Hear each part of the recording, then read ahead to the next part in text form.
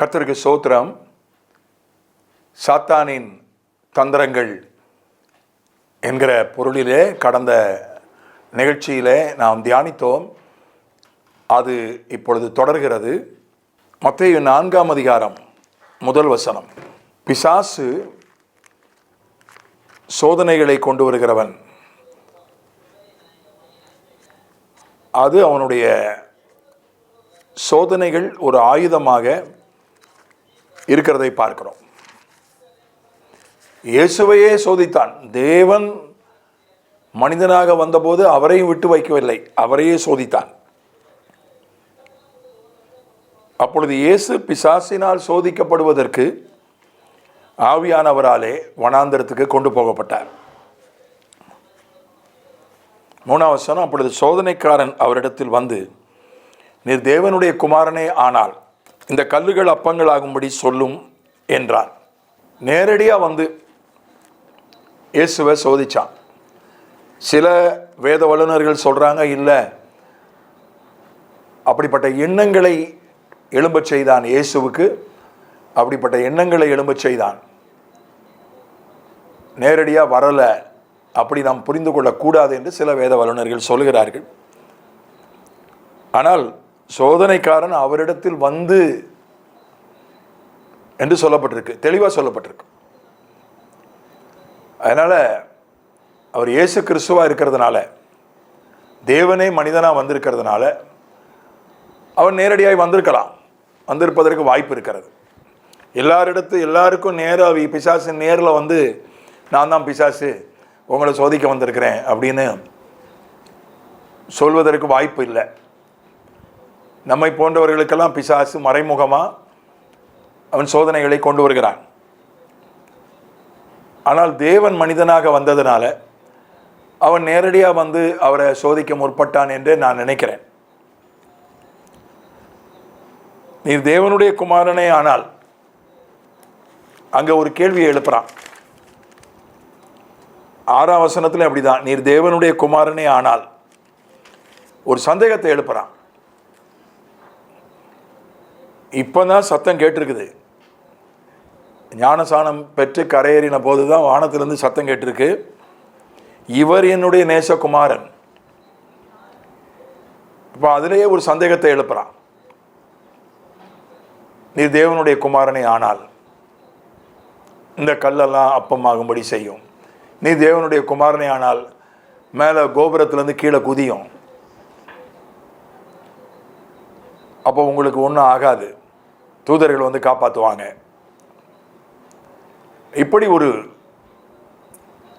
சந்தேகத்தை எழுப்புறான். அடிப்படை, நான் தேவனுடைய பிள்ளை, தேவனுக்கே அப்படி ஒரு சந்தேகத்தை எழுப்பினான். தேவ குமாரனுக்கே 12 வயசுலே அவருக்கு ஒரு வெளிப்பாடு வந்துருச்சு, நான் தேவனுடைய குமாரன், யோசேப்பினுடைய குமாரன் அல்லன்னு அவருக்கு. என் பிதாவுக்கு அடுத்தவைகளில் நான் நிலைத்திருக்க வேண்டியது இல்லையா, தரித்திருக்க வேண்டியது இல்லையான்னு கேட்டார். என் பிதான்னு கேட்டார். நானும் உன் தகப்பனும் உன்னை கவலையோடு தேடினோமேன்னு மரியாள் சொல்கிறாள். இயேசு சொன்னாரு, என் பிதாவுக்கு அடுத்தவைகளில் நான் இருக்க வேண்டியது இல்லையான்னு கேட்டார். அவருக்கு தேவன் தான் என் பிதா என்கிற வெளிப்பாடு வந்துருச்சு. அதுக்கப்புறம் வானத்திலிருந்து சத்தம் வேற கேட்குது, இவர் என்னுடைய, மற்றவங்க எல்லாம் கேட்குற மாதிரி, யோவான் ஸ்நானகன் கூட இருந்தவங்கெல்லாம் கேட்குற மாதிரி, இவர் என்னுடைய நேசகுமாரன் என்று சத்தம் கேட்டுடுச்சு. இதுக்கெல்லாம் பிறகும் கூட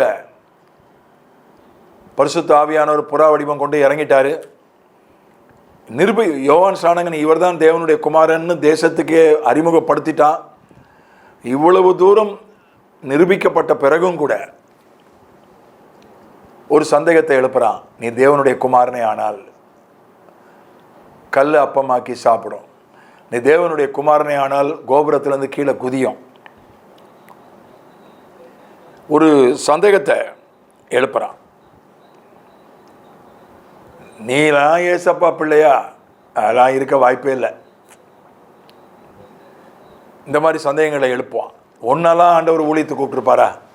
நீ ஏதோ வந்துட்ட, உணர்ச்சி வசப்பட்டு வந்துட்ட, யாரோ சொன்னாங்கன்னு வந்துட்ட, ஒன்னெல்லாம் ஆண்டவர் ஊழியத்தை கூப்பிட மாட்டார். நமக்கும் தேவனுக்கும் இடையில் உள்ள அந்த உறவில் ஒரு சந்தேகத்தை எழுப்புவான். அதான் அவன் செய்கிற சோதனை. அதுக்கப்புறம் நம்மை தேவையில்லாத விஷயங்களில் தலையிட செய்வான். கல்ல அப்பமாக்கு, மேலேருந்து கீழே குதி, உன்னை தூதர்கள் காப்பாற்றுறாங்களான்னு பார்க்கலாம். இந்த மாதிரி அனாவசியமான தேவையில்லாத காரியங்களில் நம்ம கொண்டு போய் நம்மளை தள்ளுறதுக்கு பார்ப்பான். இப்போ கல் அப்பமாக்கி சாப்பிட்றது ஒன்றும் பாவம் இல்லையே, அது பாவம் கிடையாது. பசிக்குது, 40 நாளாக சாப்பிடலை, ஊருக்கு போனோம், வனாந்தரத்தில் இருக்கிறாரு, ரொம்ப தூரம் போனோம், போக்குவரத்து வசதி கிடையாது, நடந்து தான் போனோம், ஊருக்குள்ளே போய் தான் சாப்பிடணும். அது வரைக்கும் பலம் வேண்டாமா? ஊருக்குள்ளே போகிறதுக்காவது பலம் வேண்டாமா? கல்லை அப்பமாக்கி சாப்பிட்றது ஒன்றும் தப்பு இல்லையே, அது ஒன்றும் பாவம் இல்லையே. ஆனால் ஆண்டவர் அதை செய்யலை. அது தேவையில்லாத விஷயம். சாத்தான் சொல்லி ஒன்று செய்யக்கூடாது. தாவீது மக்கள் தொகை கணக்கெடுத்தான். மக்கள் தொகை கணக்கெடுத்ததில் ஒன்றும் தப்பு கிடையாது. இதுக்கு முன்னால் எடுத்திருக்காங்க. எவ்வளோ இராணுவ வீரர்கள்னு இலக்கம் பார்த்துருக்குறாங்க, எத்தனையோ தடவை பார்த்துருக்காங்க. நியாயாதிபதிகள் காலத்தில் பார்த்துருக்காங்க, யோசுவா காலத்தில் சொல்லப்பட்டிருக்கு, இத்தனை பேர் இருந்தாங்க, இவ்வளோ இராணுவத்தில் இத்தனை பேர் இருந்தாங்கன்னு கணக்கு இருக்குது. எல்லாம் கணக்கெடுப்பு நடத்த இதான அதெல்லாம் சொல்கிறாங்க. தாவீது இலக்கம் பார்த்தது தப்பு இல்லை. எவ்வளோ பேர் வீரர்கள் போரிடக்கூடியவர்கள் நாட்டில் இருக்காங்கன்னு கணக்கு எடுத்தது தப்பு இல்லை. சாத்தான் சொல்லி செஞ்சது தான் தப்பு. சாத்தான் சொல்கிறான் கல்லை அப்பமாக்கி சாப்பிட்றோம். அதனால தான் ஆண்டவர் சொன்னார், மனிதன் தேவனுடைய ஒவ்வொரு வார்த்தையினாலும் பிழைப்பான். ஒவ்வொரு வசனமும் மனுஷனுக்கு உயிரை கொடுக்குது, பலத்தை கொடுக்கிறது. உணவை விட முக்கியமானது. உணவு இல்லாமல் கூட ஒரு மனுஷன் வாழ முடியும், வசனம் இல்லாமல் வாழ முடியாது. ஒரு தேவனுடைய பிள்ளைக்கு சாப்பாட்டை விட வசனம் தான் முக்கியம். உணவு இல்லாமல் கூட இருந்துடலாம், 40 நாள் உணவு இல்லாமல் இருந்துடலாம். ஆனால் ஒரு நாள் கூட வசனம் இல்லாமல் இருக்க முடியாது. அப்பத்தினால் மாத்திரமல்ல, அப்பம் தேவையில்லைன்னு ஆண்டவர் சொல்லலை, அப்பத்தினால் மாத்திரமல்ல. உணவு உடலுக்கு பலத்தை கொடுக்கிறது, உயிரை கொடுக்கிறது. ஆனால் மனதுக்கு,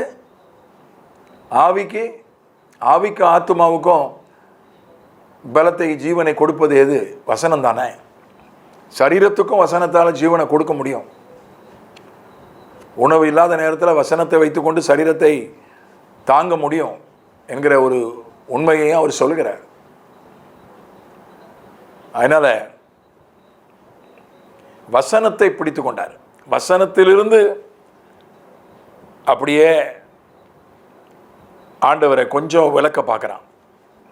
வசனத்தை விட்டுட்டு அதுக்கு பதிலாக உணவை பிடித்து கொள்வதற்கு ஒரு சின்ன ஒரு வேலையை அங்கே செய்கிறான் சாத்தான். அவன் சோதனைக்காரன். அதே போல் ரெண்டாவதாக நம்ம பார்க்குறோம், நீ தேவனுடைய குமாரனே ஆனால் 4:6 மத்தேயுல தாழ குதியும், ஏனெனில் தம்முடைய தூதர்களுக்கு உம்மை குறித்து கட்டளையிடுவார், உமது பாதம் கல்லிலிடராதபடி அவர்கள் உம்மை கைகளில் ஏந்தி கொண்டு போவார்கள் என்பதாய் எழுதி இருக்கிறது என்று சொன்னான். முதல்ல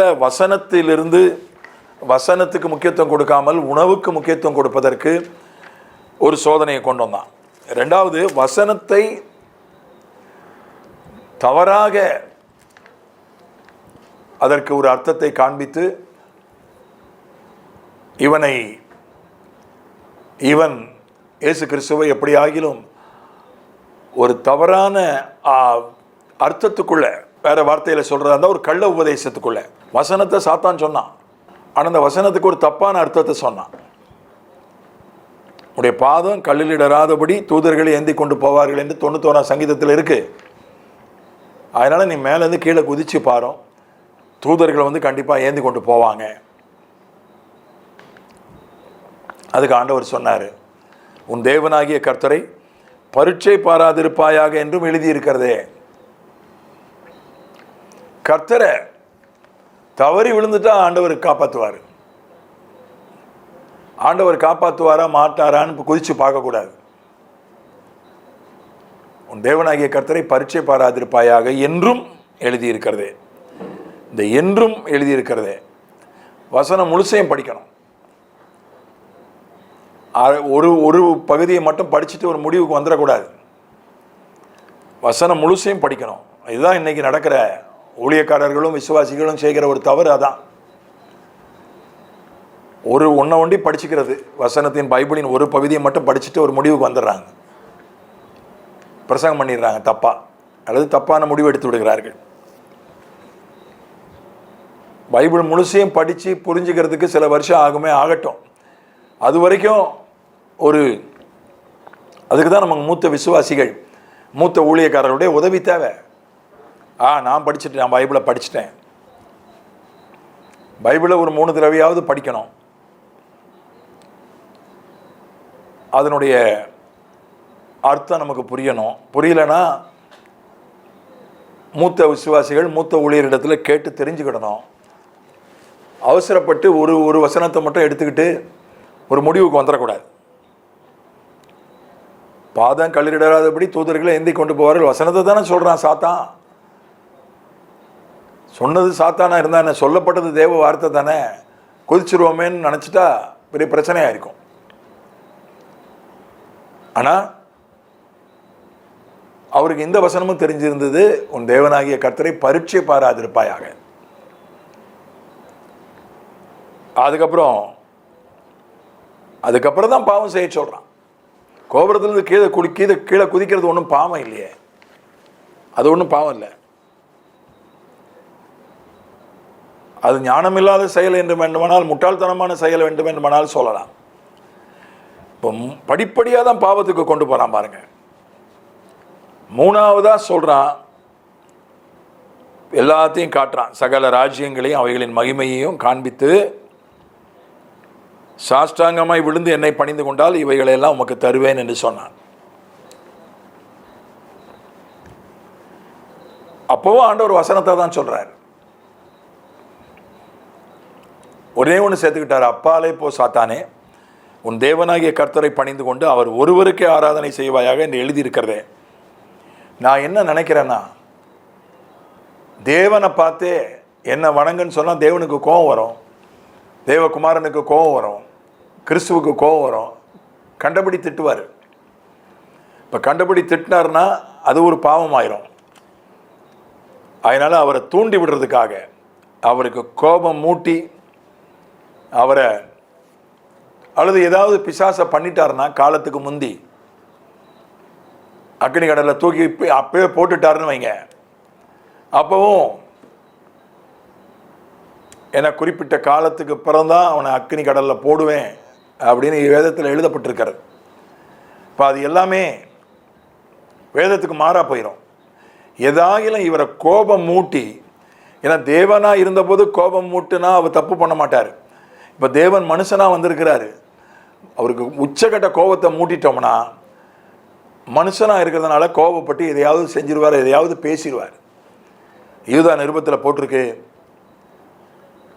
மோசேயினுடைய சரீரத்தின் விஷயத்தில் மிகாவேல் சாத்தானை தூஷிக்காமல் கர்த்தர் உன்னை கடிந்து கொள்வாராக என்று மாத்திரம் சொன்னான். தேவகுமாரனையே பார்த்து என்னை கும்பிட்டா இதெல்லாம் தரேன்னு சொல்கிறான். எவ்வளோ திமிரு! சிலர் பயங்கரமாக பிசாசை கெட்ட வார்த்தையில் திட்டுவாங்க. பிசாசு பிடித்திருக்கோம். சில நேரங்கள் நான் தான் ஒரு செத்துப்போன ஆவி வந்திருக்கிறேன்னு பொய் சொல்லும். செத்துப்போன ஆவி யாரையும் பிடிக்கிறது இல்லை. அந்த பேரை சொல்லிக்கிட்டு சில பிசாசுகள் பொய் சொல்லும்.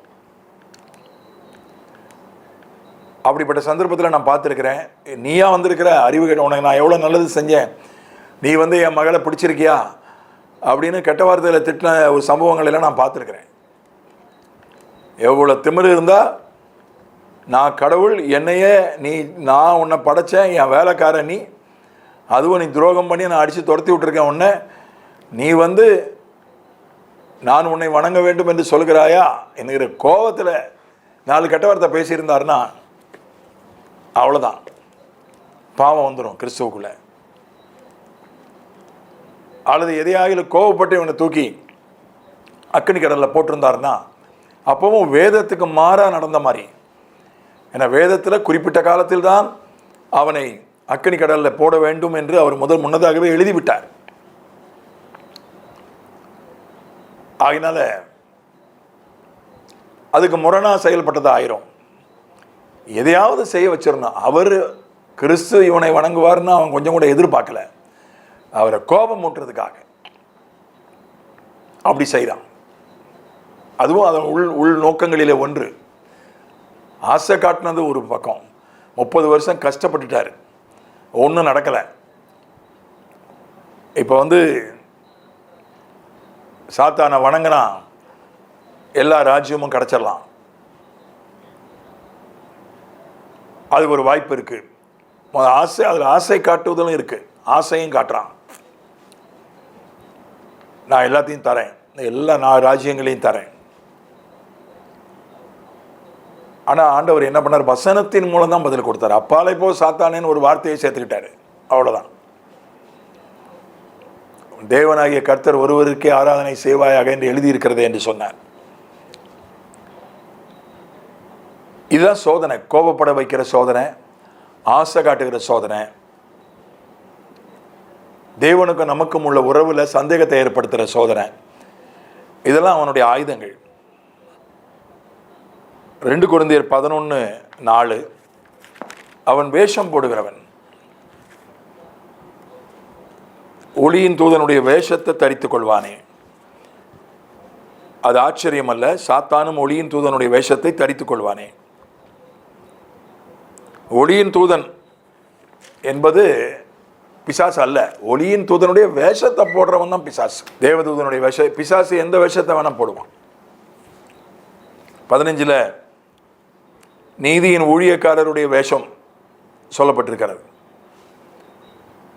இயேசுநாதர் மாதிரி வேஷம் போட்டுட்டு வருவான், தேவதூத மாதிரி வேஷம் போட்டுட்டு வருவான், ஊழியக்காரன் மாதிரி வேஷம் போட்டுட்டு வருவான். அப்படி தரிசனத்தில் வர முடியும். பிசாசு அப்படிப்பட்ட தரிசனங்களை நேரில் வருவான்னு சிலர் சொல்கிறாங்க. பிசாசு இன்னொரு நபர் மாதிரி நேரில் வர முடியும்னு சிலர் சொல்கிறாங்க. நான் அதை விசுவாசிக்கலை. எனக்கு அந்த ஏன்னா வேதத்தில் அப்படி குறிப்பு, அவன் வேறு மனிதனா பிசாசு வந்ததா எங்கேயுமே வேதத்தில் குறிப்பு இல்லை. அதனால ஆனால் வேஷம் போட முடியும். இயேசு போல தரிசனத்தில் வந்து எதையாவது சொல்ல முடியும். அல்லது தேவதூதனை போல வேஷம் போட்டுக்கிட்டு தரிசனத்தில் வந்து சொப்பனத்தில் வந்து எதையாவது சொல்ல முடியும். அல்லது நமக்கு வேண்டப்பட்ட ஒரு ஊழியக்காரனை போல, நம்ம மதிக்கிற நேசிக்கிற ஒரு ஊழியக்காரனை போல வேஷம் போட்டு தரிசனத்தில் வந்து எதையாவது சொல்ல முடியும். வேஷம் போட்டு நடித்து, நான் சொல்கிறது உண்டு, பிசாசு தான் அந்த உலகத்திலே பெரிய நடிகன். நடிகர் திலகம், உலக நாயகன் பிசாசு தான் என்று நான் சொல்வது உண்டு. அதனால் வேஷம் போடுவது அவனுடைய ஆயுதங்களிலே ஒன்று. நாம் கவனமாக இருக்கணும். பழைய ஏற்பாட்டில் அவன் 2 ஆயுதங்களை வச்சிருந்தான். புதிய ஏற்பாட்டில் இயேசு அவற்றை அவன் கையிலிருந்து பிடுங்கி கொண்டார். நீங்கள் பார்ப்பீர்கள் என்று சொன்னால் 18ஆம் சங்கீதத்தில் மரணம், பாதாளம் என்கிற 2 ஆயுதங்கள் 18ஆம் சங்கீதத்தில் சொல்லப்பட்டிருக்கிறது. 4ஆம் வசனம், மரண கட்டுகள் என்னை சுற்றி கொண்டது, துர்ச்சன பிரவாகம் என்னை பயமுறுத்தினது, பாதாள கட்டுகள் என்னை சூழ்ந்து கொண்டது, மரண கண்ணிகள் என் மேல் விழுந்தது. பாதாள கட்டு, மரண கண்ணி, மரண கட்டு, இதை வச்சுக்கிட்டு தான் பயமுறுத்தலாம். இந்த ஆயுதம், மரணம் என்கிற ஆயுதம், பாதாளம் என்கிற ஆயுதத்தை வைத்துக்கொண்டு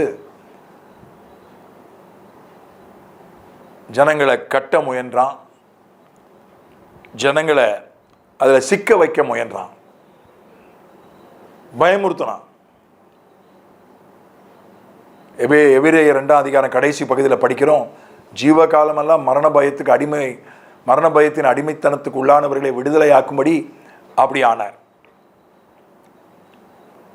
அதனால அப்படி ஒரு பயம், மரணத்தை பற்றி ஒரு பயம், இந்த 2 ஆயுதங்களை அவன் கையில் வைத்திருந்தான். அதே எபிரேயர் 2 கடைசி பகுதி சொல்கிறது, மரணத்தின் அதிகாரியாய் அவன் இருந்தான் என்று சொல்லப்பட்டிருக்கிறது. அதை ஆண்டவர் பிடுங்கிட்டார். வெளிப்படுத்தின விசேஷம் 1ஆம் அதிகாரத்தில் வாசிக்கிறோம், மரித்தேன், ஆனாலும் இதோ சதா காலங்களிலும் உயிரோடு இருக்கிறேன், மரணத்துக்கும் பாதாளத்துக்கும் உரிய திறவுகோள்கள் என் கையில் இருக்கிறது, உடையவராய் இருக்கிறேன் என்று சொல்கிறார். அதனால் அந்த 2 ஆயுதங்களையும் இயேசு பிடுங்கி கொண்டார். இவைகளை வைத்து கொண்டுதான் பிசாசு பழைய ஏற்பாட்டில் நிறைய பேரை பயமுறுத்தினான், நிறைய பேரை கட்டுனான், நிறைய பேரை சிக்க வைச்சான். ஆனால் புதிய ஏற்பாட்டில் அதை செய்ய முடியாது. அவன் கையில் அது இல்லை. மரணம் அவன் கையில் இல்லை, பாதாளம் அவன் கையில் இல்லை, பயப்பட வேண்டியதில்லை. மரணமும் பாதாளமும் நம்மை கட்ட முடியாது, பாதாளத்தின் வாசகர்கள் அதை மேற்கொள்வதில்லை என்று ஆண்டவர் சொன்னார்.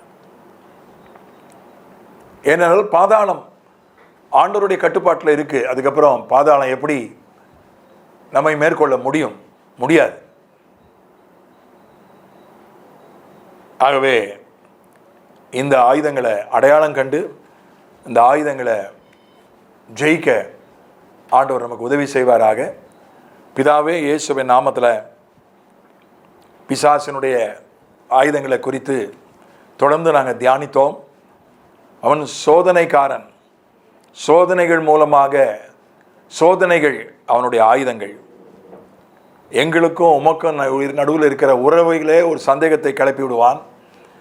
ஆண்டவரே, நாங்கள் அதில் உறுதியாக இருக்க, நிச்சயமுள்ளவர்களாக இருக்க, நாங்கள் தேவனுடைய பிள்ளைகள் என்கிற சாட்சி எங்கள் ஆவியிலே காணப்படுகிறதற்காய் ஸ்தோத்திரம்.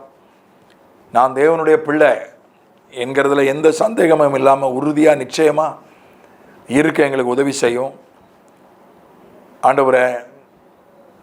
அதே போல் வசனத்தை விட்டு வேறு எதையாவது பிடித்து கொள்வதற்கு சோதனைகளை உண்டாக்கும். வசனத்தை பிடித்து கொள்ள, ஒவ்வொரு வசனமும் என்னை பிழைக்க வைக்கும் என்கிற அந்த ஒரு தெளிவை எங்களுக்கு தாரும். வசனத்தை பிடித்துக்கொள்ள, ஒவ்வொரு வார்த்தையையும் பிடித்துக்கொள்ள எங்களுக்கு உதவி செய்யும். வசனத்தை தப்பர்த்தப்படுத்தி காட்டி எங்களில் குழப்பத்தை உண்டு பண்ணுவான்.